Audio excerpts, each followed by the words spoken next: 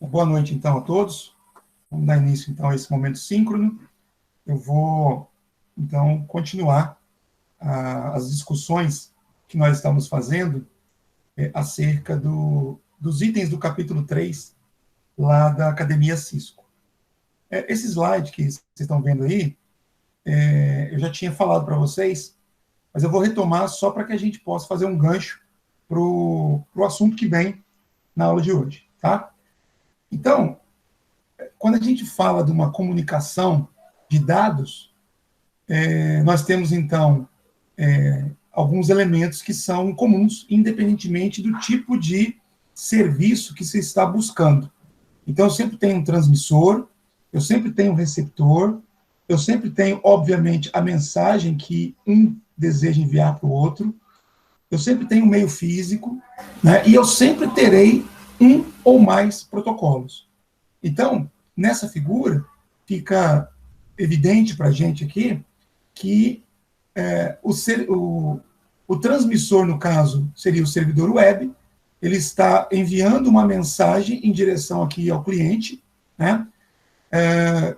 Pela característica, pela natureza do serviço web, essa é uma mensagem de resposta a uma solicitação que tinha sido feita previamente, né? Então, no instante antes, esse elemento aqui de baixo era o transmissor que enviou a mensagem para o servidor, que naquele contexto era o receptor.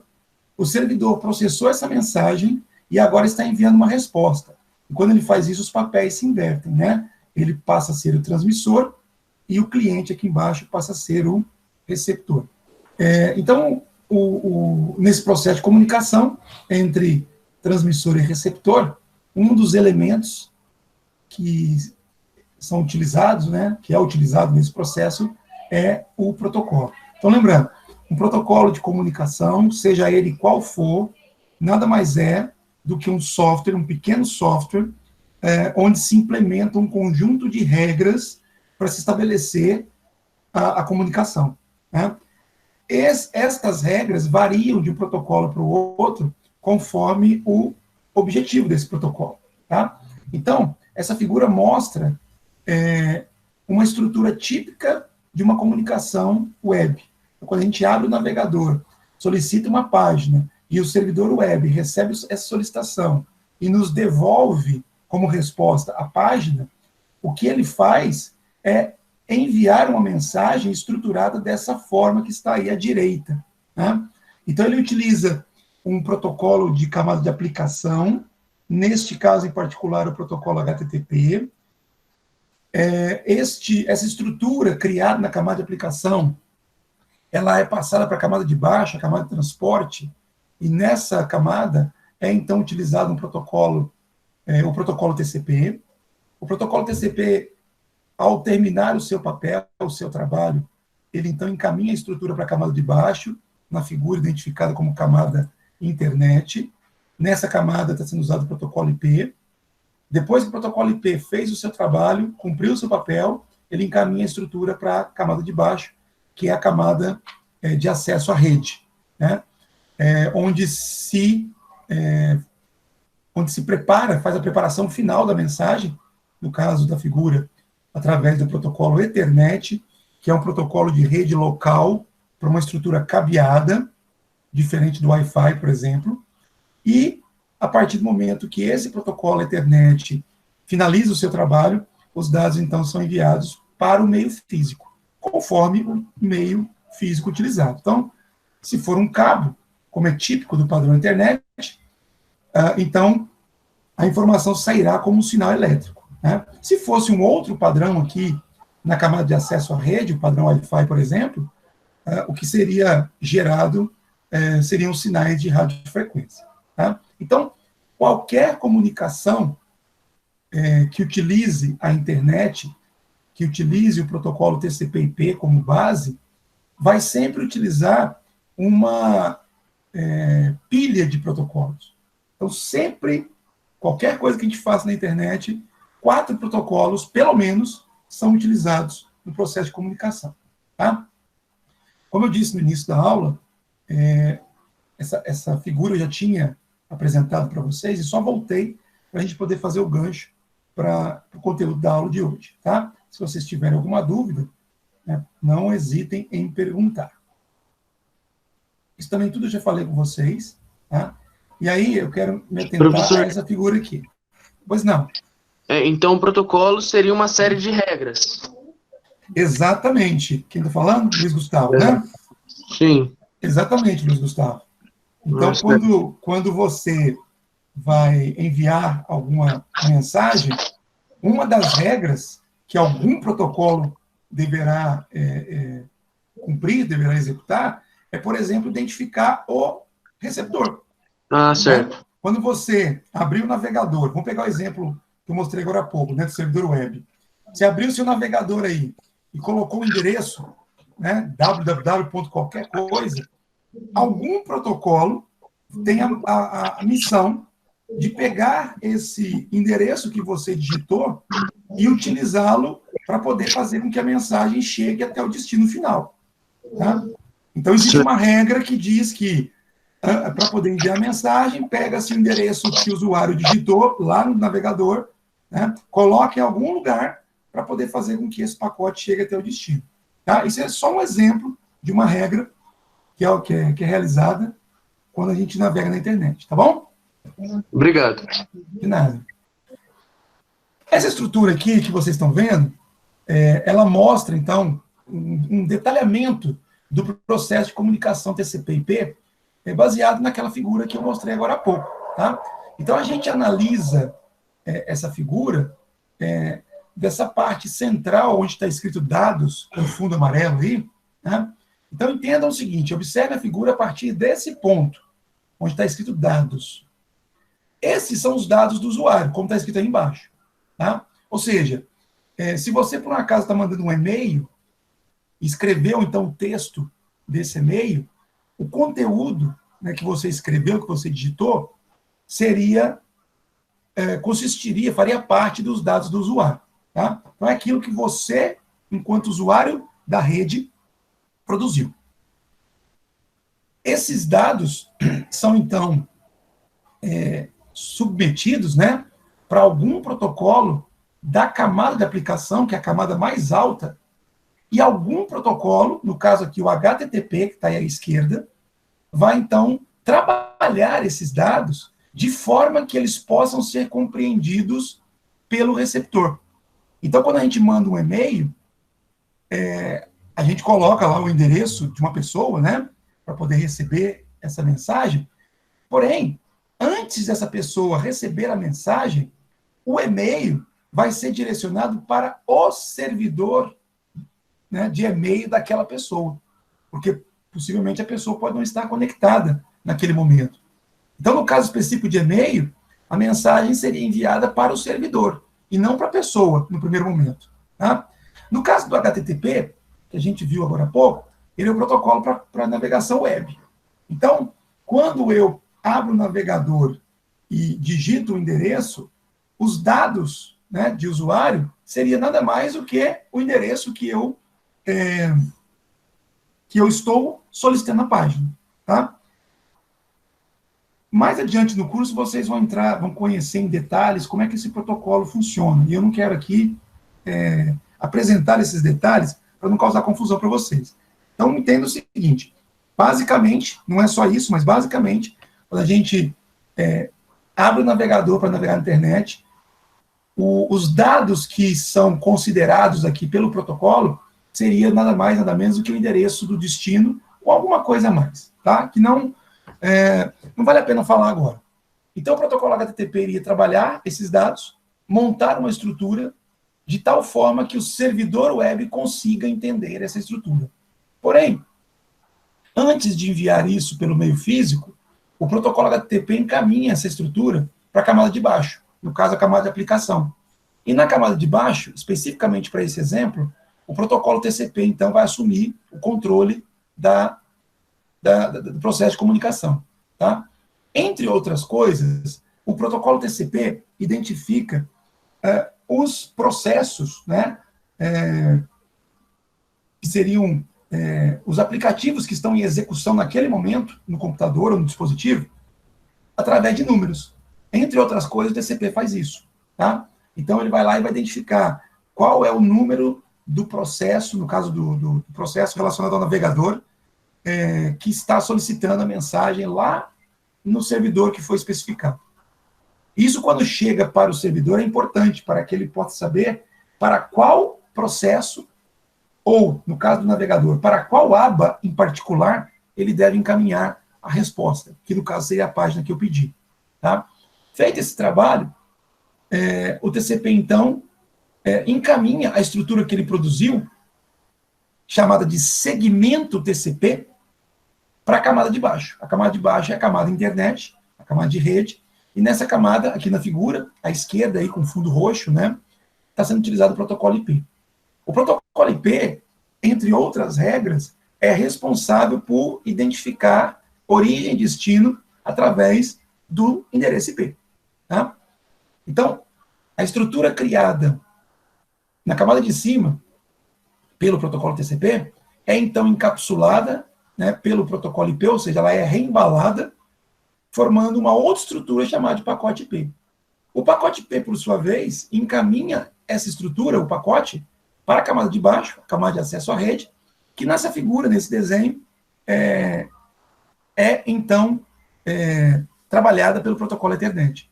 O protocolo Ethernet, então, ele faz a preparação final, coloca, entre outras coisas, o endereço de destino da rede local, o endereço físico de destino da rede local, e essa estrutura que ele produz é chamada de quadro Ethernet.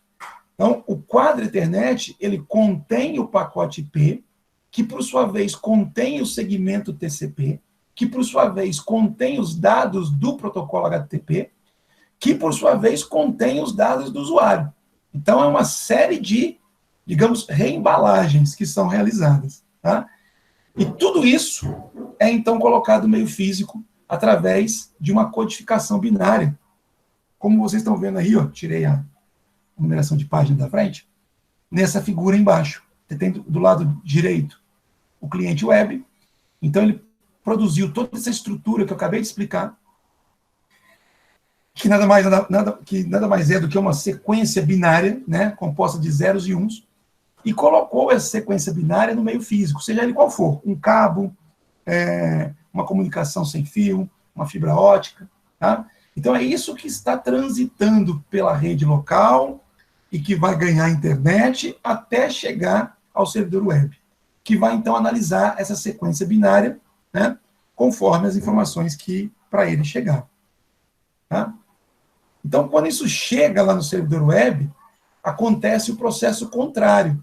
O servidor web vai receber um quadro, ele então vai desencapsular, ou seja, vai tirar as estruturas próprias do protocolo Ethernet, né, entregar o conteúdo desse quadro, que é um pacote IP, para a camada de cima, a camada internet. O protocolo IP do servidor web, então, vai analisar o pacote IP, desencapsular, ou seja, tirar de dentro do pacote IP o conteúdo que ele transportou, vai encontrar um segmento, entregar esse segmento para a camada de cima, a camada de transporte, para que o protocolo TCP, então, faça o seu trabalho. O protocolo TCP, então, recebe o segmento, faz o desencapsulamento desse segmento, ou seja, abre o segmento, analisa o que tem lá dentro, percebe que é algo produzido pelo protocolo HTTP, lá do cliente, encaminha isso para a camada de cima, a camada de aplicação. O protocolo HTTP do servidor web, então, analisa o conteúdo, verifica quais são os dados do usuário, né? E aí, então, ele vai lá e busca a página que o usuário pediu e produz um processo de resposta, produz uma estrutura de resposta, passando por todo aquele processo que eu expliquei para vocês do lado cliente. Tá? Então, isso é um exemplo que eu estou utilizando aqui para demonstrar como é que aconteceria a comunicação web, mas isso vale para qualquer comunicação de dados que se baseie no TCP/IP. Ok? Alguma pergunta, pessoal?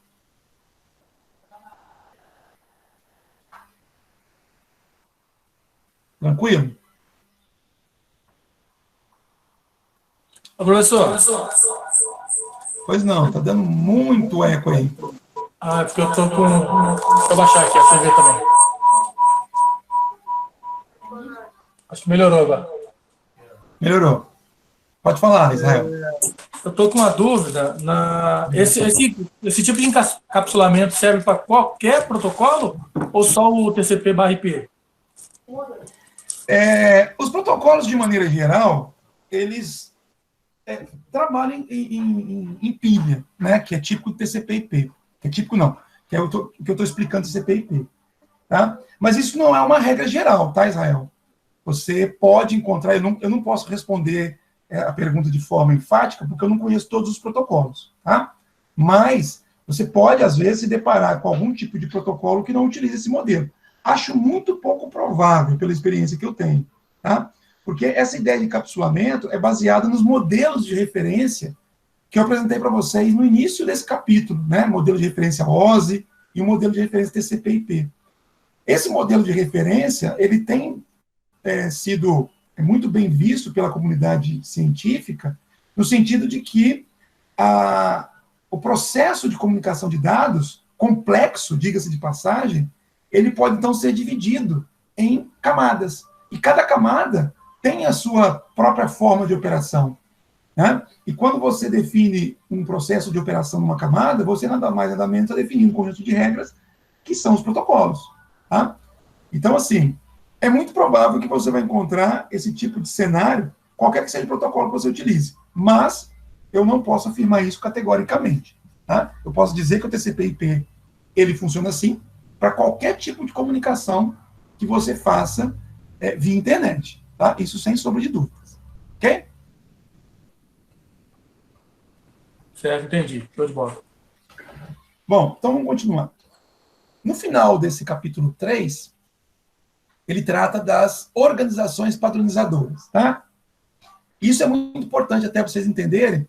Não decorar, ninguém precisa decorar, mas saber da importância de se ter esse tipo de organização, tá?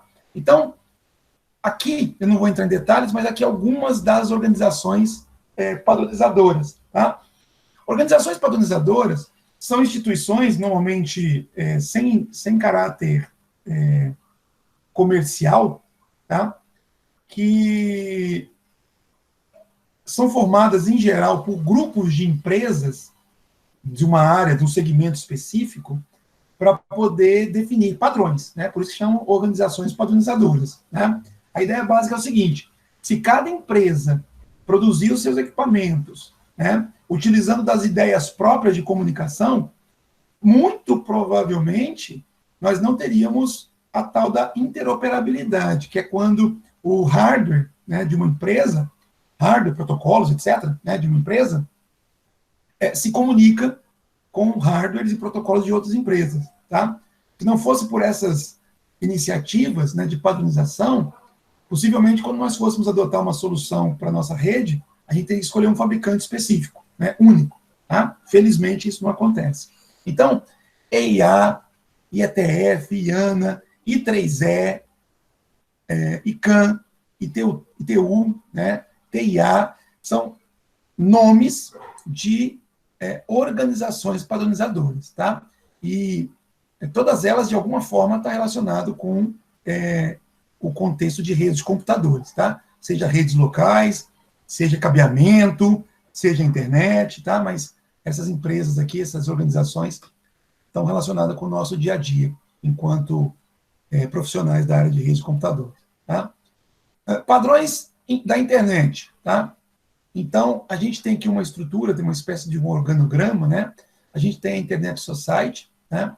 Que, digamos, é a organização principal para definir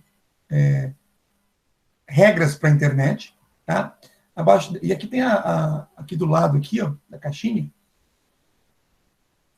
tem o nome e tem a sigla, tá? Internet Society ou ISOC, ISOC, tá? Abaixo dela nós temos a Internet Architecture Board, que é a IAB. Abaixo dessa estrutura nós temos o ITF, né? Internet Engineering Task Force, com diversos grupos de pesquisa, como está na última camada aí, ó. Grupo de trabalho, perdão. Grupo de trabalho 1, 2, 3, etc. Tá? Essas organizações padronizadoras, então elas definem padrões, tá? Por exemplo, a IANA. A IANA cuida de definir padrões de endereçamento IP. Então, os endereços IP são, como a gente conhece, né, o formato, toda a estrutura de endereçamento IP são definidos pela IANA. Né? Os nomes de domínio, aí em verde embaixo, né, também são definidos por ela. Nome de domínio é exatamente a estrutura que a gente utiliza para poder acessar, por exemplo, servidores web. Quando a gente coloca lá www.ifsudminas.edu.br, isso é um exemplo de um nome de domínio. Tá? A gerência também desses nomes de domínio é estabelecida pela IANA. Número de porta, né? TCP ou DP. Eu falei agora há pouco na minha explicação. Quando a gente vai estabelecer uma comunicação, o protocolo TCP, e o UDP também tem essa mesma característica, ele faz, entre outras coisas, a identificação do processo que está em execução na nossa máquina. Né? Então, abrir um navegador, esse navegador, estando em execução, ele se transforma num processo. Esse processo ele ganha um número. Esse número, entre outras coisas, é função do TCP. E os números que são atribuídos dependem da IANA. É ela que padroniza esses números. Por exemplo, quando a gente vai acessar, então, um servidor web, por padrão, o número do processo que estará em execução no servidor web é 80. Tá? Isso é um número que foi definido pela IANA, é padronizado. Todos os servidores web, por padrão, utilizam esse número de identificação do seu serviço. Então, quando eu abro o navegador e digito o endereço de um servidor web qualquer, né, então meu navegador ele pega aquele endereço, por exemplo, www.ifsudminas.edu.br, e ao produzir, né, o segmento TCP, ele coloca como porta de destino o número 80, porque ele assume que o servidor web estará preparado para responder neste número de porta, a porta 80. Tá? Isso vale para todos os serviços. Tá? Estou colocando aqui só um exemplo. Né? A IANA, então, é uma dessas organizações padronizadoras, e aqui alguns dos elementos que ela cuida. Tá? A I3E ela é muito ampla do ponto de vista de padronização. Tá? Mas só para ficar aqui no segmento nosso aqui de rede de computadores, tá? A I3E, ela cuida aqui ela tem um grupo de trabalho, né, de número 802. E, basicamente, tudo relacionado com as redes de computadores está associado a esse padrão. Tá? Então, se vocês pegarem o segundo número aí, 802.3, é o número que identifica o padrão internet. O padrão internet é o padrão de comunicação utilizado em redes locais, normalmente cabeado, né, por cabo par trançado. Tá? Olha embaixo aí o padrão 802.11, a gente ouve falar tanto, né, quando a gente vai ver uma especificação no roteador sem fio. É o padrão de LAN sem fio. Tá? E aí tem 802.15, que é o WPAN, 802.16, né, que é o Broadband, né, o IMAX, ele se encaixa ali, tá? E entre outros. Eu não conheço todos em detalhe, mas só para poder vocês entenderem, né, de onde vem essas siglas, né? I3E 802.11, né? Então, I3E é o órgão padronizador, né? A organização padronizadora. 802 é o grupo de trabalho voltado ao processo de comunicação de dados, né? Ponto 11, especificamente, a LAN sem fio. Tá? E existem vários outros. Seguindo. A EIA-TIA, essa organização padronizadora é típica para poder fazer padronizações de cabo. Tá? Então, por exemplo, o 568B, o 568A, são padrões definidos para cabeamento de cabo par trançado. Tá? Não sei se vocês chegaram, acho que ainda não chegaram a trabalhar com conexão de crimpagem de conector, mas quando a gente utiliza um cabo par trançado, a gente coloca o conector na ponta do cabo, e esse conector ele é preparado para 8 fiozinhos. O cabo par trançado, na verdade, ele é composto de 8 ou mais, né, pequenos fios, né? Fios estreitos. E cada fio tem uma cor diferente. Essa sequência que é colocada dentro do conector, a sequência de cores, entre outras coisas, é estabelecido pelo padrão TIA EIA 568, tá? Tem 568A e 568B. Só estou apresentando para vocês a ideia também. Eu não vou entrar em detalhes, porque isso aqui é assunto para a disciplina de cabeamento estruturado, tá? Só para mostrar que existem organizações padronizadoras para, digamos, segmentos diferentes dentro do contexto de comunicação de dados, tá? Por fim, o capítulo fala sobre os modelos de referência, que nós já falamos aqui na disciplina, tá?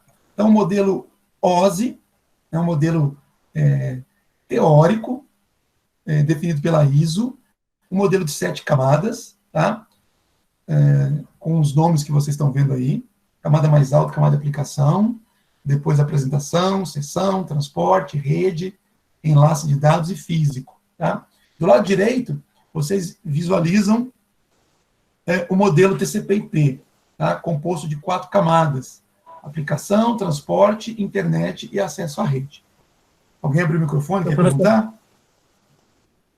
Professor, nesse caso aí, a parte dos padrões dessas redes é definido, por exemplo, se eu sou um fabricante, para que o meu produto ou o meu equipamento tenha competitividade no mercado, eu tenho que seguir esses padrões, não é isso?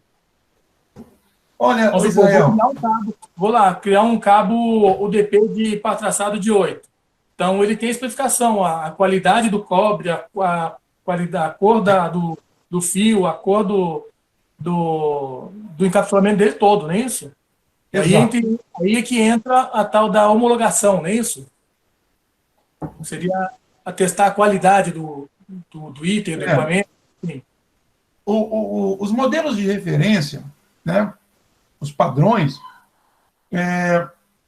eles não necessariamente têm que ser seguidos, tá? Por exemplo, você poderia criar o seu próprio tipo de cabo, sem seguir padrão nenhum. Porém, como você usou a palavra aí, homologação, para que o seu cabo seja homologado, certificado, como, por exemplo, categoria 6, é necessário que você cumpra todos os requisitos definidos pela padronização. Tá bom? Mas, em geral, isso é uma recomendação, né? Se você não quiser seguir, você não segue, mas você não seria homologado para aquela categoria. Tá? E nesse caso, onde que entraria, por exemplo, a Anatel? Seria da regulamentação das empresas? Não, a Anatel ela vai fazer homologação especificamente na parte de... Não, eu ia falar rede sem fio, mas não é só rede sem fio, não, né? Não, é porque a gente fala muito de Anatel para os roteadores, né? Ah, tá. A Anatel na verdade, é uma agência reguladora, né? É um órgão governamental. Não é bem exatamente o que nós estamos falando aqui. Tem algum tipo de interferência, tá, nesse processo, mas não necessariamente ela define os padrões. Quer dizer, ela até define, né, digamos, padrões nacionais, frequências de operação, por exemplo, de celular, de fio, né? Coisa que você ouve muito falar é, por exemplo, o aparelho tal não é homologado na Anatel, então não pode trabalhar no Brasil. Houve muito aí, por exemplo, esse Redmi, essa marca nova que chegou aí, Xiaomi. Então, tem muito equipamento que não é homologado na Anatel e que não pode operar no nosso território. Então, isso aí entraria mais em normas de legislação, por exemplo? Não somente, mas eu considero que sim. Eu não tenho, assim, a expertise para poder te dizer isso com detalhes, tá? Mas é o seguinte, por exemplo, quando você fala de sistema de comunicação sem fio, então, a Anatel, ela controla, né, por exemplo, o espectro de frequência, para não haver interferência de um serviço no outro, né? Então, a comunicação de celular é uma frequência, a comunicação Wi-Fi é outra frequência, a comunicação da polícia é outra frequência, e por aí vai, né? Então, quando você... Dos aviões, né, no caso. A comunicação, né, de torre com aeronaves, né? Com certeza. Então, a Anatel, ela tem essa incumbência de fazer esse controle, né, para evitar que um fabricante qualquer, por exemplo, produza, sei lá, um roteador sem fio que trabalhe a mesma frequência, né? Eu estou aqui colocando exemplo fictício, tá? A mesma frequência da comunicação da torre com uma aeronave. Então, ela quer evitar isso, tá? De certa forma, são padrões, mas, né, não necessariamente um padrão internacional, né? É uma coisa mais em nível nacional, tá? Entendi. Bom, então voltando aqui para esse slide, né? Observem no meio, né, os protocolos, tá? Então, protocolo HTTP, DNS, DHCP, FTP, né, entre outros que existem nesse nível, são protocolos de camada de aplicação, protocolos do modelo TCP/IP, tá? E essa figura, ela faz uma analogia, uma associação, mostrando que, apesar de não existir no modelo TCP/IP as camadas de apresentação e sessão, os protocolos que são colocados ali, eles, na verdade, eles atuam, né, ou eles exercem as funções previstas nas 3 camadas superiores do modelo OSI. Tá? No modelo TCP existe uma camada de transporte, né, no mesmo nível de camada de transporte do OSI, e no modelo TCP os protocolos principais são esses dois, TCP e UDP. Na camada internet, que é equivalente à camada de rede do modelo OSI, nós temos principalmente o protocolo IP, nas suas diversas versões, né, aí destacado versão 4, versão 6, e um outro protocolo que está nessa camada, que é bastante utilizado, mas que às vezes a gente não sabe nem que ele existe, é o protocolo ICMP. Tá? O protocolo ICMP é um protocolo de troca de mensagens de controle. Então, assim, só vai ser usado o ICMP, né, quando for necessário algum tipo de controle entre dispositivos. Tá? E na parte de baixo, camada de acesso à rede do modelo TCP/IP, nós temos protocolos que valem tanto para a camada de enlace quanto para a camada física do modelo OSI. Aí destacado alguns, né, não se limitando a esse. Protocolo PPP, protocolo Frame Relay, protocolo Ethernet, protocolo Wi-Fi, tá? São os mais citados aí nesse nível. Então, modelo de referência OSI, 7 camadas, que nós já falamos. Inclusive, eu apresentei para vocês uma videoaula extra falando das funções de cada uma dessas 7 camadas. Tá? O modelo TCP/IP, com as 4 camadas, tá? Aqui com um breve resumo sobre quais são as funções de cada camada. Tá? Camada de aplicação representa os dados do usuário, além do controle de codificação e de diálogo. Então, eu vou estabelecer, então, uma conexão HTTP. Existe uma troca de informações, de controle entre o meu navegador, que é o cliente, e o servidor web, né, que é o servidor. Então, existe, digamos, um diálogo específico que é estabelecido entre esses dois elementos, e isso é definido pelo protocolo que atua na camada de aplicação, no caso específico, HTTP. Na camada de baixo, eu tenho a camada de transporte, que permite a comunicação entre vários dispositivos diferentes em redes distintas. Tá? Então, a camada de transporte é aquela camada que, entre outras coisas, permite que a gente faça o que está acontecendo aqui agora. Eu abri o meu navegador, eu estou, né, buscando páginas aqui, né, no NetAcad, por exemplo, ao mesmo tempo que eu estou falando com vocês via Meet, né, Google Meet, tá? E ao mesmo tempo que eu estou aqui com o Web WhatsApp aberto, eu estou aqui com outras coisas abertas no meu navegador, e tudo isso funcionando ao mesmo tempo, né, e sendo gerenciado de forma que não haja confusão. Quer dizer, a mensagem do WhatsApp que chega não vai ser exibida na tela aqui do meu slide, porque não faz sentido, vai chegar numa tela específica. Né? Quando vocês falam comigo, o som que vai ser transmitido daí para cá vai chegar por uma forma específica. Tá? Tudo isso é controle do protocolo da camada de transporte. Ou seja, gerenciar ou distinguir os processos que estão em comunicação numa mesma máquina, tá? No mesmo dispositivo. Eu tenho vários processos aqui agora, rodando a minha máquina, se comunicando com destinos, por vezes, distintos também. Tá? Isso poderia falar que é um encapsulamento, professor? Sim, o encapsulamento está por trás de tudo isso aqui. Ele permeia tudo isso aqui. Tá? Quando a gente fala de camada de transporte, ou das funções dela, então eu estou trabalhando num nível só. Aí não tem encapsulamento aqui dentro. O encapsulamento vai acontecer quando a camada de transporte termina o seu trabalho e encaminha o que ele produziu para a camada de baixo. Aí vai haver um encapsulamento. Tá? Entendi. No caso, entra segurança, entra vários outros tipos de coisa. Desculpa, eu não entendi, Israel. Fala de novo. Segurança, entra a parte de transporte, entre outras funcionalidades do protocolo. Isso, né? E aproveitando que você usou a palavra segurança, a segurança não está diretamente ligada a nenhuma camada. É um processo externo que permeia todo esse processo de comunicação. Tá? Então, quando a gente fala de segurança de dados, segurança de comunicação, os protocolos em si, por si só, eles em geral não implementam isso. Tá?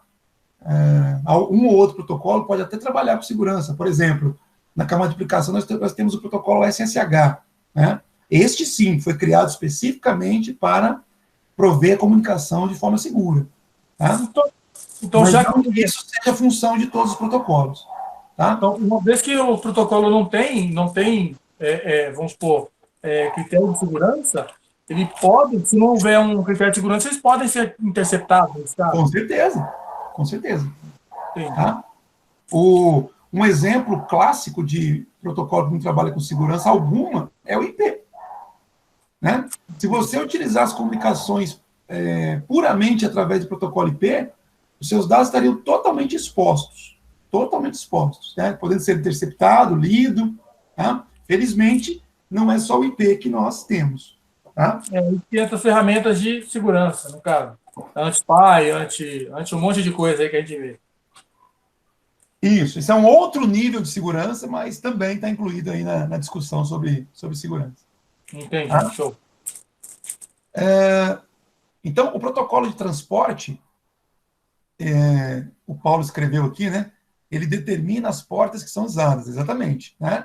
Então, função principal dos protocolos de camada de transporte, identificar os processos que estão em execução numa mesma máquina através de números chamados de portas do protocolo. Tá? Isso vai ser detalhado para vocês em outra disciplina, no próximo semestre, no próximo período letivo. Tá?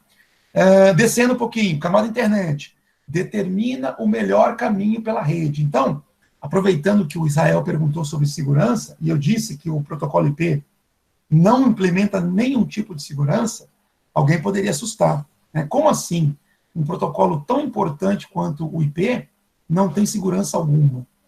Porque ele foi criado para ser eficiente. Então, ele não se preocupa com fatores que não aquele que levam a ter um desempenho máximo. Tá? Por quê? Porque o objetivo dele principal, como está aí na figura, é determinar o melhor caminho pela rede. Quando eu vou buscar uma página na internet, num servidor que esteja distante de mim, eu posso ter múltiplos caminhos para chegar lá. Né? E o melhor caminho a seguir vai ser determinado, né, pelo protocolo IP, né, pelos protocolos que estão nesse nível, na verdade, né, que pode ser algum outro além do IP. Tá?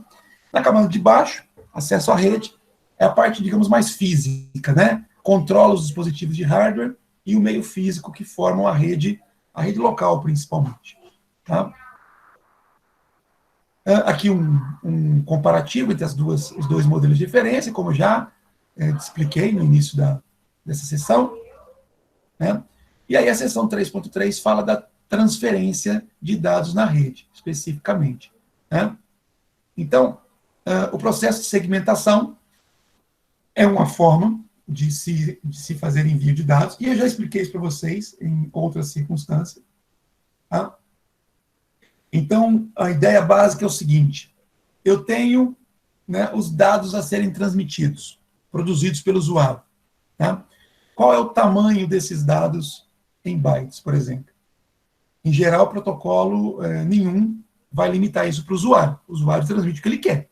Tá? Só que, para poder melhorar a eficiência de comunicação, em alguns níveis do processo de comunicação, é necessário que se estabeleça aí um tamanho máximo, tá? E uma vez que isso seja estabelecido, caso o usuário deseje transmitir algo com tamanho acima desse máximo, então o processo de segmentação vai acontecer, né? Ou seja, a informação produzida pelo usuário vai ser dividida em partes, tá? E essas partes vão ser enviadas aí de forma independente, tá? Um outro processo que pode acontecer nesse contexto é a multiplexação, né? A multiplexação, essa palavra, se vocês forem pesquisar no Google, ela tem significados diversos, tá? Tem que tomar cuidado. Existe multiplexação em nível físico, tá? E existe multiplexação em nível lógico, em níveis mais acima no modelo de camadas, tá? Mas, basicamente, a multiplexação, ela diz respeito a você intercalar as partes conforme elas passam pelo meio físico. Então, observe essa figura. Eu tenho dois usuários à esquerda, tem duas figuras aí, as duas são semelhantes. Mas vamos olhar essa figura que está do lado aí direito, na parte inferior. Eu tenho dois usuários à esquerda, né? Então, eles têm aí conexões às suas respectivas redes independentes, mas tem um caminho que é comum até chegar ao servidor que está do lado direito aí da figura, tá? Então, se os dois quiserem se comunicar com o servidor ao mesmo momento, enquanto os dados trafegam pelas redes locais, os segmentos locais, tudo tranquilo, né? O canal é exclusivo para aquele usuário. Mas quando chega na parte compartilhada, né, o processo de multiplexação é que vai garantir que os pacotes produzidos por um cliente, por um usuário, sejam intercalados com os pacotes produzidos pelo outro, né? Dando a ambos a sensação de que a comunicação está acontecendo simultaneamente, né? Quando, na verdade, é feita uma intercalação, é um de cada vez. É mais ou menos assim, olha, eu, né, e o Paulo desejamos transmitir ao mesmo momento. O canal de comunicação é um só. Então, o que o sistema vai fazer? Ele deixa eu transmitir por algum tempo, depois interrompe a minha transmissão, permite que o Paulo faça a transmissão dele por algum tempo, interrompe a dele de novo, passa para mim a oportunidade, e fica fazendo isso até que a comunicação de ambos seja finalizada, tá? Como essa permuta ela é rápida, nós temos a sensação de que a transmissão ela é contínua e simultânea, né? Quando, na verdade, normalmente não é. Tá? Então, a multiplexação ela diz respeito a isso.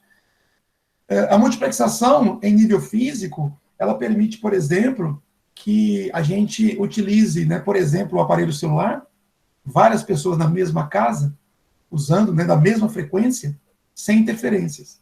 Tá? A multiplexação ela permite que o sistema de radiofrequência, né, faça aí uma intercalação, né, dos canais de comunicação sem fio, de cada um dos usuários, né, dentro de um mesmo ambiente, que esteja utilizando a rede celular naquele momento. Tá? Isso é só para exemplificar um pouquinho a ideia. Então, está aqui, ó, exemplo de segmentação. O usuário de cima aqui produzindo uma série de pacotes, as bolinhas laranjas, o de baixo produzindo uma série de pacotes aí, as bolinhas verdes, tá? E quando isso chega num caminho compartilhado, o sistema faz a intercalação, tá? Então, uma bolinha verde, uma bolinha laranja, bolinha verde, bolinha laranja, verde, laranja, identificando cada fluxo, né? De modo que o servidor consiga saber qual, digamos, bolinha é oriunda de qual transmissor, tá? Então, bolinha verde é do transmissor de baixo, bolinha laranja é do transmissor de cima. Isso aqui é claro, né, pessoal? Está sendo mostrado dessa forma, sem detalhamento, para vocês entenderem. Óbvio que não tem padrão de cores, tá? No processo real de comunicação. Seguindo. Então, a segmentação permite a intercalação, como nós falamos, aumenta a eficácia, porque ao invés de eu esperar o Paulo transmitir tudo aquilo que ele precisa para depois começar, a gente vai intercalando, tá? E se por um acaso o Paulo tiver que transmitir um volume de dados muito maior que eu, se eu tivesse que esperá-lo, eu demoraria muito tempo para que eu pudesse fazer a minha transmissão. Com a intercalação, né, um pacote dele, um pacote meu, mesmo que ele tenha começado primeiro, tendo um volume de dados grandes, né, é possível que eu termine primeiro que ele. Tá? E esse processo acrescenta complexidade, porque gerenciar isso não é simples. Tá? Então, os dois primeiros representam vantagens, enquanto o último representa uma desvantagem, né? A complexidade de quem produz protocolos que implementam segmentação. Tá?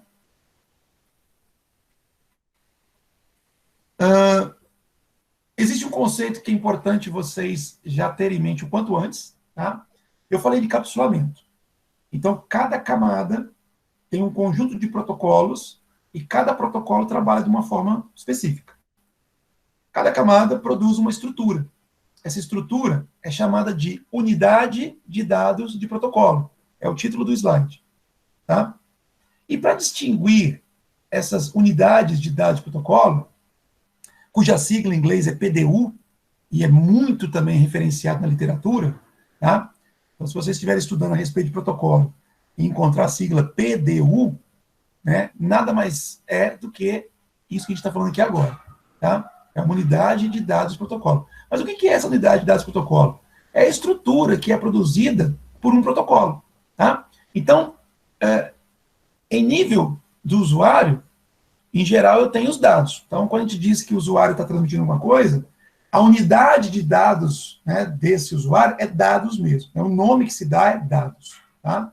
Quando isso chega, por exemplo, na camada de transporte, a estrutura produzida, né, a estrutura produzida pelo protocolo de transporte, que é composta dos dados do usuário e mais alguma coisa, é chamada de segmento. Tá? O que é um segmento? É uma unidade de dados de protocolo da camada de transporte. Mas para distinguir, só um segundo, para distinguir de outras camadas, então é dado o nome de segmento. Quando vocês estiverem lendo a respeito de protocolos de comunicação de dados e encontrarem a expressão segmento, entendam dessa forma. Segmento é a estrutura, né, de dados produzida por algum protocolo da camada de transporte do modelo TCP/IP. Tá? Pode falar, Israel. É você que chamou, né?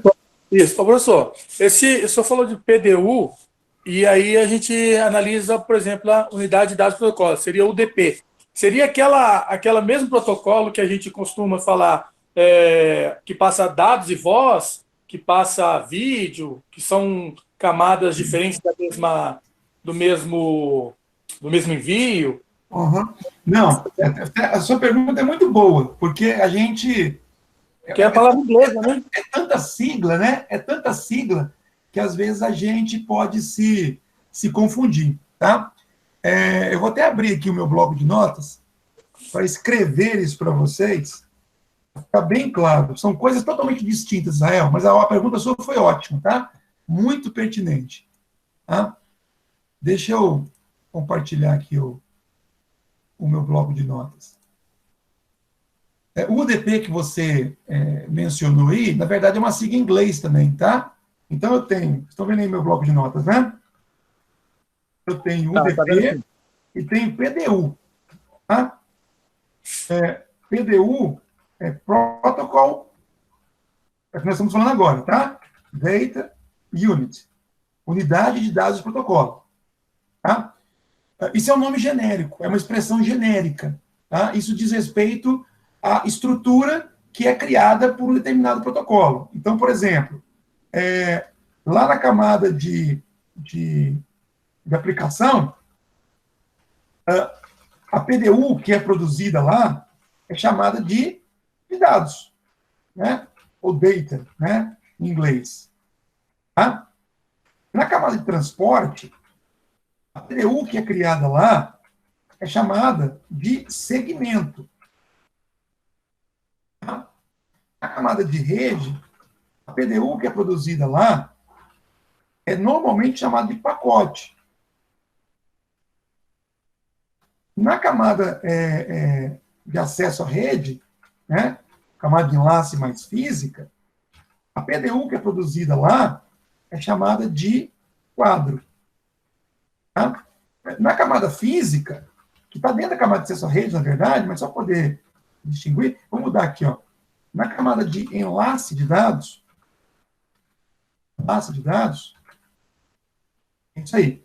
E na camada física, a PDU produzida lá são os bits que eu mostrei na figura anterior aí, a sequência de zeros e uns. Então, observem o que eu estou querendo dizer para vocês. PDU, nesse contexto, é uma expressão genérica. Tá? Ela diz respeito à estrutura criada por um protocolo em particular, que recebe nomes diferentes conforme a camada. Tá? Nós falamos, agora há pouco, que, por exemplo, na camada de enlace, na camada de acesso à rede, a gente tem o protocolo Ethernet, a gente tem o protocolo Wi-Fi, entre outros. Tá? Nós falamos que aqui na camada de rede, nós temos, por exemplo, o protocolo IP. Nós temos aqui na camada de transporte, nós temos, por exemplo, o protocolo TCP e temos também o protocolo UDP, que você citou aí agora há pouco. Tá? Aqui na camada de aplicação, nós temos exemplos, né? O HTTP, tá? o DNS, entre outros. Tá? Então, observe, o Israel. Na camada de transporte, a PDU, a camada de transporte, como qualquer outra camada, produz uma estrutura chamada genericamente de PDU, mas que tem um nome específico, nesse caso, segmento. Os protocolos da camada de transporte são os mais importantes, né? O TCP e o DP.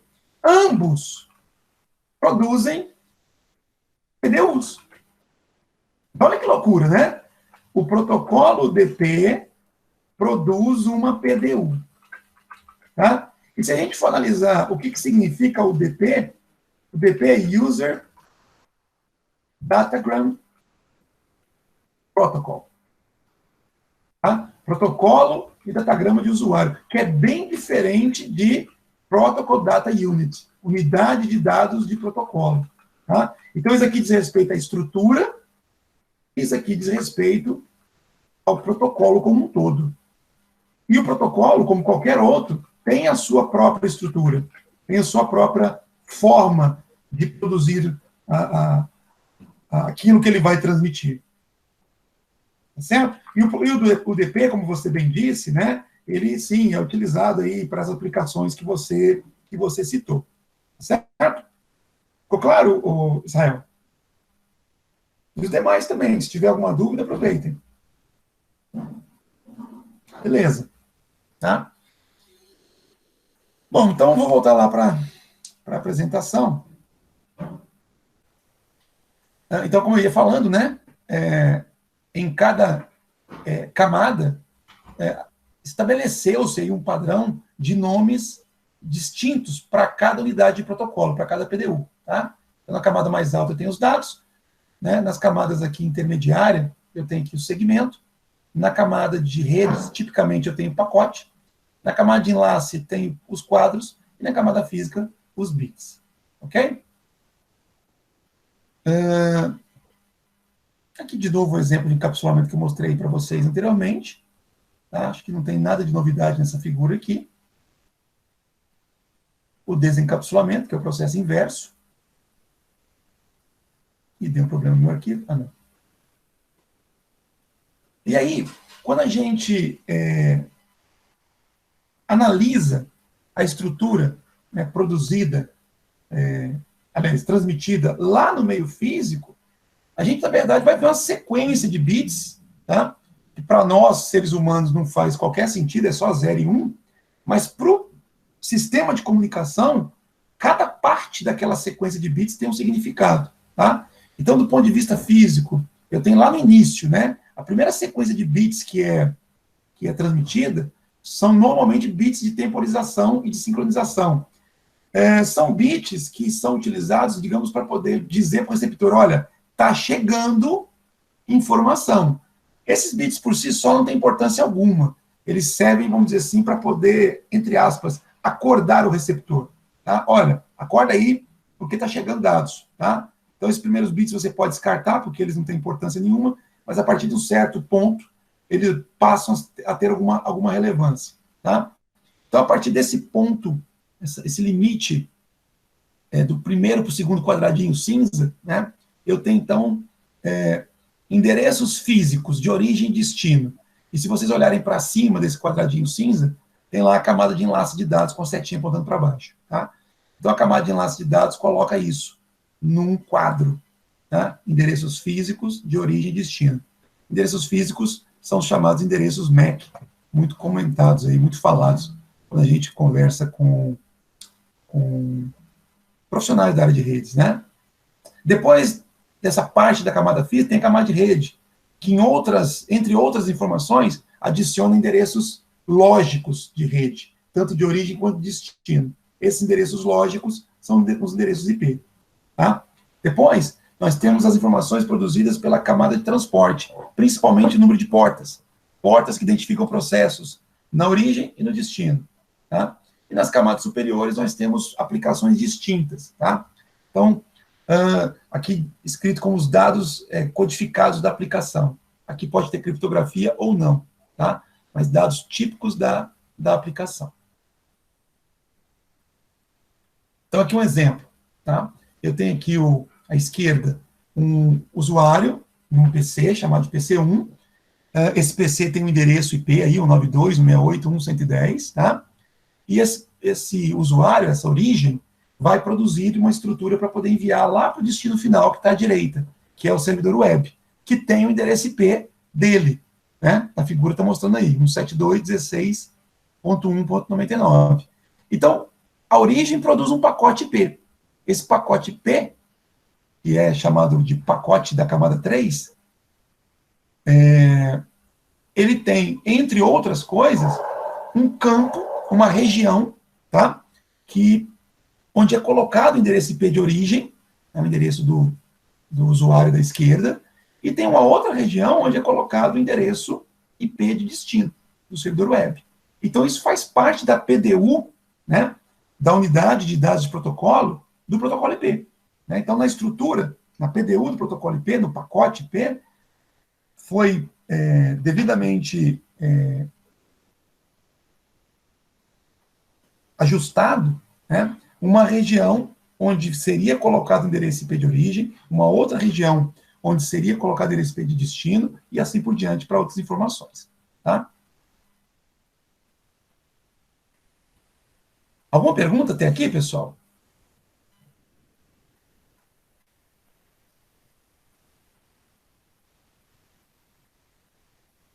Bom, acredito que não. Né? Ninguém se manifestou. Os endereços de enlace de dados. Então, assim como acontece com os endereços IP, tá? Na camada de rede, eu tenho endereço IP de origem e destino. E na camada de enlace de dados, que é a camada que vem logo abaixo, chamada de camada 2 também, eu tenho endereços de enlace de dados de origem e destino, endereços MAC. Tá? Esses endereços MAC, eles são os endereços das placas de rede, tipicamente. Tá? Então, endereço IP é utilizado para poder entregar um pacote produzido em uma rede local, tá? Fazer a entrega em outra rede, uma rede remota. Os endereços de enlace de dados, chamados endereços físicos ou endereços MAC, são endereços usados para comunicação na rede local, na mesma rede local. Tá? Então, para vocês entenderem, quando você abre o navegador, por exemplo, e pede uma página de um servidor web que, sei lá, está fora da sua rede local. Tá? A sua máquina, ela vai, de alguma forma, que vocês vão entender também ao longo do curso, perceber que aquele destino, aquele servidor web, não está na sua rede local. Então, ele precisa mandar isso para fora da rede local. E toda vez que a sua máquina constata que o destino está numa rede remota, ele também sabe que a entrega tem que ser feita de forma indireta. E para isso vai precisar de algum gateway, algum elemento que vai fazer essa ponte, tá? Então, o gateway, em geral, é o nosso roteador local. Então, o que vai acontecer? A sua máquina, mesmo sabendo que o destino final é um servidor web, sei lá, que está do outro lado do mundo, ela, na verdade, ela vai se preocupar em entregar o pacote para o seu roteador. Então, existe um processo de comunicação local entre a sua máquina e o seu roteador. Nesse processo, a máquina, a sua, ela vai, de alguma forma, tentar descobrir o endereço de enlace de dados, o endereço físico, do seu roteador. E vai mandar a mensagem para esse endereço físico do seu roteador. Perceba o que eu estou falando.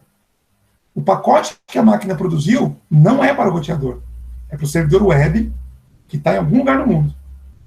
Mas esse pacote, ele vai ser colocado, vai ser encapsulado dentro de um quadro, e esse quadro terá como endereço de destino, como endereço físico de destino, o endereço do seu roteador.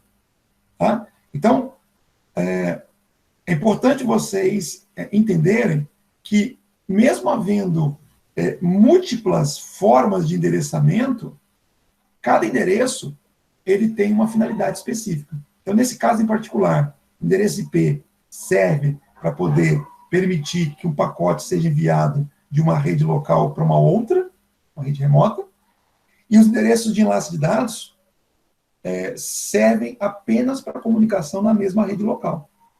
Tá? Tá claro isso, gente? Então, na figura anterior, nós estamos fazendo análise apenas do ponto de vista do endereçamento IP. Tá? Então, retomando a discussão. O usuário à esquerda aí, indicado como origem, no PC1, ele tem endereço IP, o mesmo da figura anterior, e quer se comunicar com o servidor web, que está do lado direito, que é o destino final, tá? Que tem o seu endereço IP também. Então, esse usuário à esquerda, ele produziu um pacote. E o pacote, como vocês podem ver aí abaixo, é o chamado pacote IP L3. L3, L é de layer. Layer significa camada em inglês, né? Então, camada 3. Então, o que é colocado nesse pacote são aquelas informações que eu mostrei anteriormente, endereço IP de origem e destino. Esse pacote, ele vai ser encapsulado, né? Ou seja, vai ser colocado dentro de um quadro. Neste quadro, são colocados endereços físicos de origem e destino, que é o que está aí à esquerda dessa estrutura abaixo. A estrutura aí abaixo aí é a PDU. Então, tem um cabeçalho L2, cabeçalho da camada 2. Eu tenho NIC de destino e NIC de origem, né? Endereço físico de destino, endereço físico de origem. Tá? Observe nessa figura que aliás, deixa eu voltar um pouquinho. Figura de cima ainda. Então, eu tenho o quadro que foi produzido pelo usuário tinha, né, como destino o roteador 1. Esse R1 que está aí à direita do usuário do PC1. Tá? Então, o endereço NIC de destino, que teria que ser colocado aí, nessa estrutura, tem que ser, obrigatoriamente, o endereço físico do roteador. Mesmo que o destino final da mensagem seja o servidor web. Mas o NIC de destino é o do roteador 1. E o NIC de origem é do PC1. Tá? É o endereço físico da máquina que está sendo usada pelo usuário. Quando essa estrutura é, então, encaminhada pela rede local e chega até o roteador 1, observe que, na parte de baixo da figura aí, o pacote IP L3, ele permanece com a estrutura inalterada. Endereço IP de origem e destino. Tá? E o endereço MAC, o endereço NIC de destino, vai mudar. Porque agora quem está enviando essa estrutura não é mais o PC1, é o roteador 1 que está encaminhando isso para o roteador 2. Então, apesar do pacote ser mantido íntegro, intacto, o quadro, né, de camada 2, ele vai mudando todo o tempo, porque só tem validade local. Então, o roteador 1 recebeu o quadro que veio da máquina de origem, PC1, ele fez o desencapsulamento, verificou que o endereço IP de destino não é do roteador 1, é de um destino final, aí, o servidor web. Então, ele vai fazer então, um novo encapsulamento e vai colocar nos campos nick de destino e nick de origem as informações apropriadas. Nick origem agora é ele, roteador 1. Roteador R1. E o nick de destino agora é o R2. Tá? Isso vai mudando ao longo do percurso até que, lá no roteador 2, ele vai fazer a entrega final e vai colocar como endereço físico de destino, o nick destino, o endereço físico do destino final, aí, que é o servidor web. Tá? Então, o que eu quero dizer para vocês com essa figura?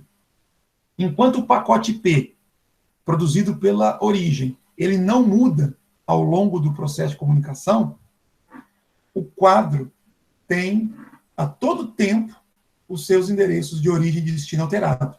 Na verdade, é como se a origem pegasse o pacote P e fizesse uma embalagem, né, que representaria o quadro, entregasse isso para o roteador 1, o roteador 1 rasgaria essa embalagem original do quadro, tá?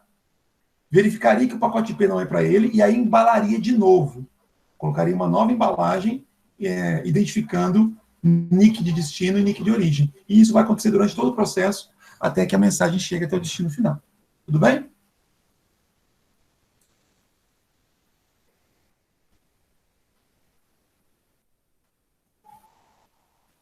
Espero que sim. E mais uma vez eu voltei aqui na...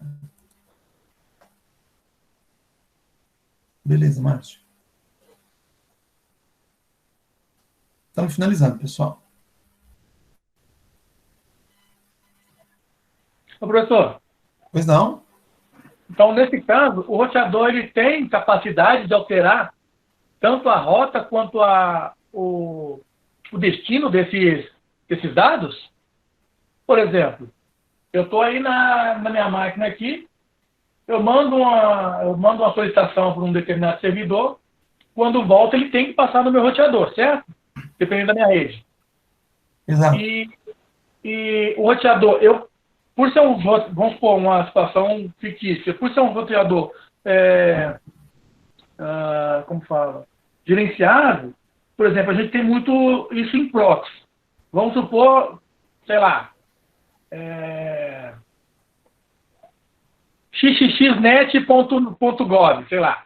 Aí eu quero o seguinte, eu quero que esse endereço, o pacote que for para esse endereço, passe primeiro por um determinado filtro e depois vai para o cliente. Isso cabe ao roteador fazer isso ou seria um firewall especificamente? Bom, é o seguinte, o que você colocou aí é um serviço adicional, tá? Quando você falou de proxy, o serviço proxy, ele pode sim ser instalado no roteador, no mesmo equipamento que está fazendo o trabalho do roteador, e pode ser instalado separadamente, tá? Isso é que eu sempre costumo pedir, né, para que os meus alunos procurem sempre diferenciar, né, as funções de cada elemento da rede, tá? Então, quando eu estou falando de roteador aqui, o Israel, eu estou falando especificamente da função de roteamento. Então, não entra proxy, não entra firewall, não entra nada. É só roteamento. Tá? Não que a mesma máquina não possa ser proxy e roteador. Que fique bem claro isso. Tá? Mas é preciso que vocês aprendam a analisar os serviços separadamente para poder entender essas questões teóricas. Tá? Então, o que eu estava dizendo aqui é o seguinte. Quando um roteador recebe uma estrutura, uma PDU, né, o que ele vai fazer? Considerando que essa PDU tenha sofrido todos os níveis de encapsulamento, então o roteador vai estar recebendo um quadro que tem dentro dele um pacote, que por sua vez tem um segmento, que por sua vez tem os dados do usuário. Tranquilo até aqui? Show. Como o nível mais externo é o quadro, então o que o roteador vai fazer é verificar se o endereço físico de destino é o dele, roteador. E, na verdade, Israel, isso vai estar acontecendo em toda a rede local. Todas as máquinas, sejam roteadores ou não, vão estar recebendo aquele quadro, aquela PDU, e analisando se o endereço físico de destino são os seus respectivos endereços físicos. Espera-se que numa rede local, apenas uma máquina tenha, aliás, que cada máquina tenha o seu endereço físico exclusivo. Então, se o usuário, a máquina de origem, produziu um quadro e colocou como endereço físico de destino o do roteador, da rede dele, esse quadro vai chegar em todas as máquinas, vai ser descartado, porque o endereço físico não é o delas, e o roteador vai, então, entender que aquilo é para ele. De fato, o quadro é. O quadro é. O pacote que está ali dentro, não. Mas o roteador não está vendo o pacote ainda. Ele está vendo só o quadro. Então, ele pegou o quadro, analisou o endereço de destino, endereço físico, é o dele, do roteador, então ele abre. Quando ele abre, ele vai encontrar um pacote. Esse pacote tem endereço IP de origem e destino. Tá? Quando ele olha o endereço de destino, ele, roteador, ele verifica que o endereço de destino não é o dele. O endereço IP de destino não é o dele.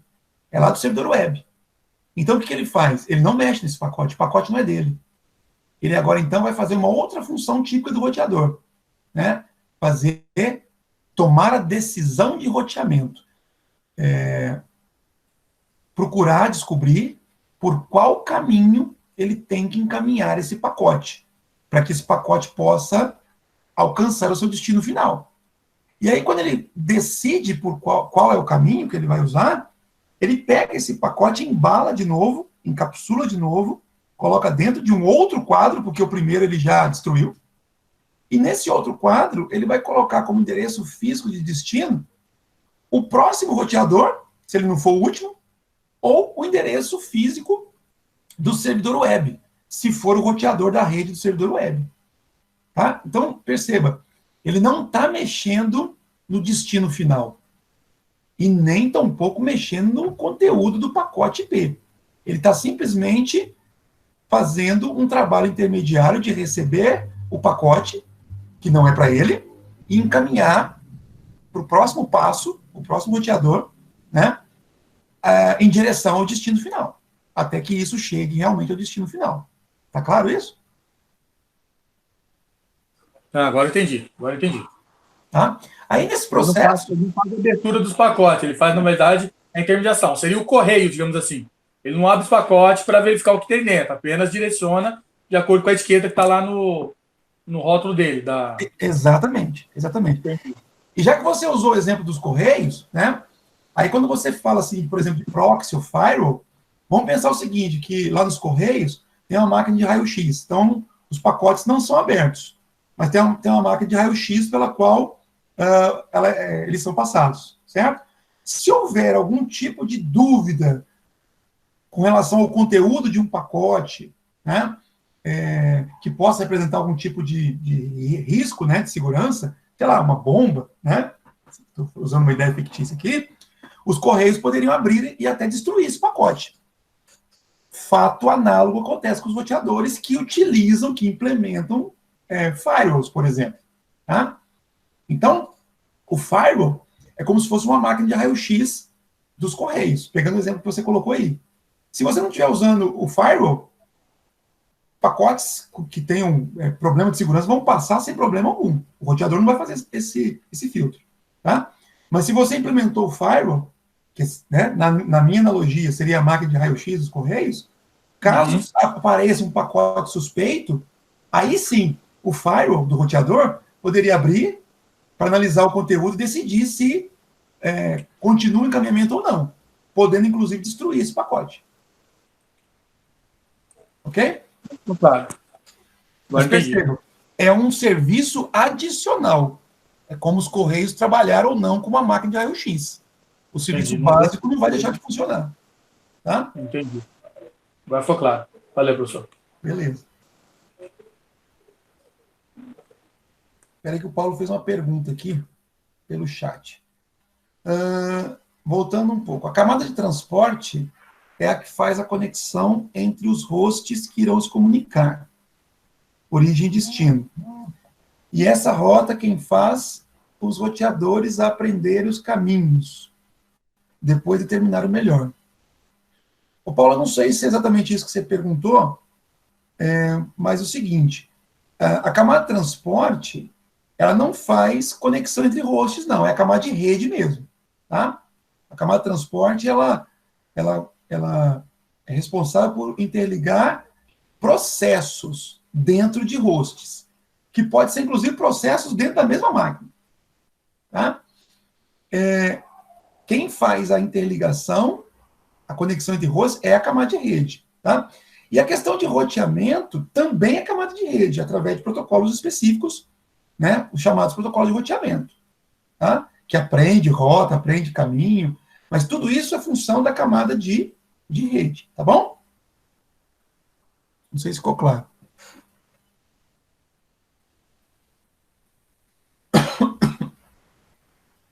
Beleza.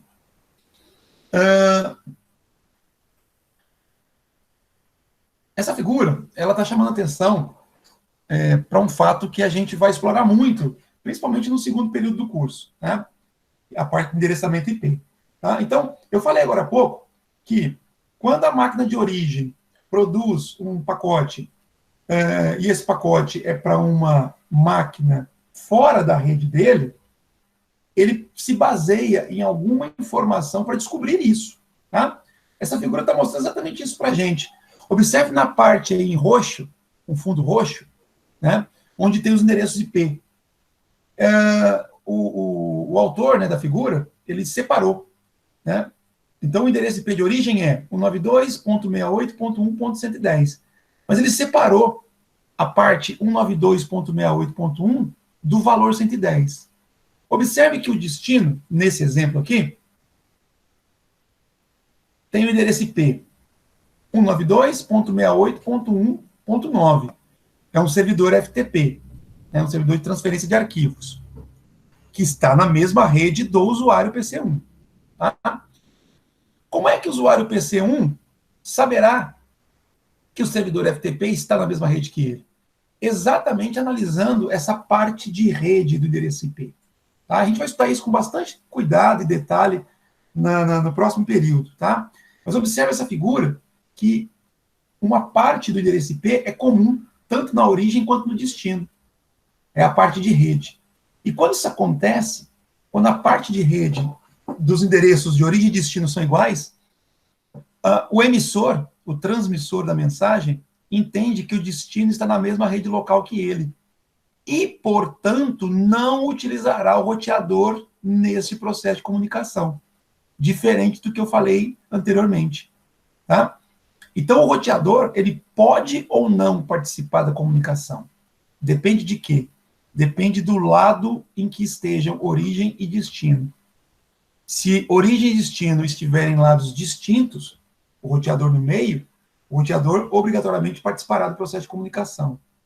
Se origem e destino estiverem do mesmo lado do roteador, na mesma rede local, então o roteador não participa. E aí o que acontece? Olha só essa figura. Como eu falei, em roxo, eu tenho endereço IP de origem e destino, mas olha aí à esquerda, em rosa, os endereços físicos de origem e destino. Tá? A origem está aí, tudo A, que é a máquina PC1. E o destino? Tudo C, que é o endereço do servidor FTP, o endereço físico dele. Tá? Nesse caso, o que vai acontecer, Israel? Essa PDU que está aí em cima, que tem tanto dados da camada de enlace quanto dados da camada de rede, vai se espalhar por toda a rede local. O roteador vai receber essa PDU. Só que na hora que ele pegar e analisar o endereço de destino do quadro Ethernet, endereço físico, ele vai encontrar lá um monte de C e vai saber que esse endereço não é o dele. E vai ignorar essa informação, porque não é para ele. Diferente do que aconteceu no cenário anterior. Tá? Então o roteador não vai participar do processo. Por quê? Porque o transmissor colocou o endereço físico de destino que não é o do roteador. Então ele simplesmente ignora. Tá? Por outro lado, o servidor FTP que está aí embaixo, que é o dono do endereço de destino CCCCC, ele então vai abrir esse quadro, porque é para ele, Dentro desse quadro ele vai encontrar um pacote, ele vai analisar o endereço de destino, do endereço IP de destino desse pacote, para constatar que é para ele, para confirmar, tá? Vai encontrar lá o IP 92.68.1.9, né, vai ver que é para ele, aí ele abre o pacote também e verifica o que tem lá dentro. Analisa os dados que tem lá dentro para poder fazer o trabalho dele, tá? Então, nesse caso, não haveria participação de intermediários. A comunicação seria direta entre o PC1 e o servidor FTP, tá? Então, dispositivos na mesma rede. Quais são as características? A parte de rede do endereçamento IP, né, a parte que está à esquerda do endereço, identifica a rede a qual o endereço IP pertence, vai ser a mesma, tá? Quando os dispositivos estão na mesma rede. A parte de host, obviamente, vai variar. A parte de host é o restante do endereço, é a parte final, que vai identificar o dispositivo naquela rede. Tá? O endereço IP de origem é o endereço IP do dispositivo emissor, o de destino é do receptor, isso acho que está claro para você, nós já falamos. O endereço MAC de origem, nesse caso, vai ser do emissor, como nós já falamos anteriormente. E o endereço MAC de destino, nesse caso, será o endereço MAC do receptor final, coisa que não aconteceu no exemplo anterior. Tá? No exemplo anterior, o endereço MAC de destino seria o endereço do roteador. Não é o caso aqui. Numa rede remota, observe o que acontece. Eu tenho aqui o PC1 querendo se comunicar com o servidor web. Os endereços IP estão aí, olha. O PC1 é o mesmo. O 92.68.1.110. Olha a parte roxa no meio aí da estrutura, do quadro, da PD1. E o destino? O destino é um 72.16.1.99. Olha o que acontece. Se você analisar a parte de rede do endereço IP de origem, você vai ver que é 192.168.1. Se você analisar a parte de rede do endereço IP de destino, você vai ver que é um 72.16.1, ou seja, números diferentes. Quando a origem constata isso, ele sabe que o destino não está na mesma rede local que ele. Está numa rede remota. Então, o que ele faz?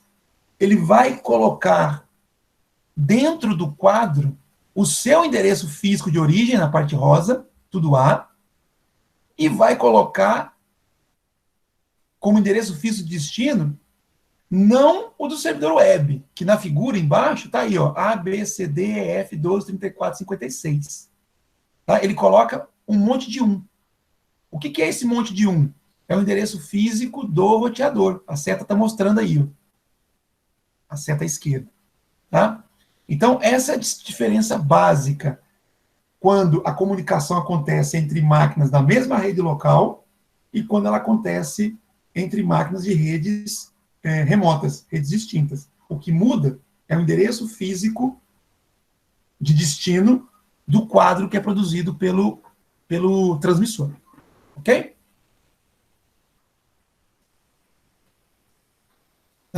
A função dos endereços camada de rede é representar os hosts nas redes indicadas pelas diferentes partes de rede dos endereços de origem e destino. E a função dos endereços MAC? O endereço MAC de destino. Quando o dispositivo receptor está numa rede diferente, o dispositivo emissor usa o endereço MAC Ethernet do gateway ou do roteador padrão, como eu acabei de explicar. Tá? Bom, e é isso, pessoal. Então, com isso, a gente finaliza esse capítulo 3, que, como eu tinha mencionado anteriormente, né, também faz parte do assunto que vai ser cobrado na prova, nessa primeira prova nossa. Tá? Na próxima aula, ainda não é a aula referente à semana de prova, né? A gente vai fazer um pouco de atividade para poder fixar esses conceitos, tá? E finalmente, na semana seguinte, né? A semana do dia 11 de maio, seria a semana da prova, né? A nossa prova, como foi determinado, né, pela reitoria, ela vai ficar disponível por uma semana, e no nosso caso em particular, na nossa disciplina em particular, ela fica disponível do dia 7 até o dia 13 de maio, conforme está lá no Google Sala de Aula. Tá? Nós teremos, então, a nossa próxima aula no dia 4, que a gente vai fazer esse exercício de fixação dos conceitos. Tá? No dia 11, que nós estaremos na semana de prova, nós poderemos tirar dúvidas também, não com relação ao que está sendo cobrado na prova, obviamente, mas com relação aos conteúdos que estão sendo trabalhados. Tá? Alguma pergunta, seja com relação a esse conteúdo, seja com relação à estrutura da disciplina?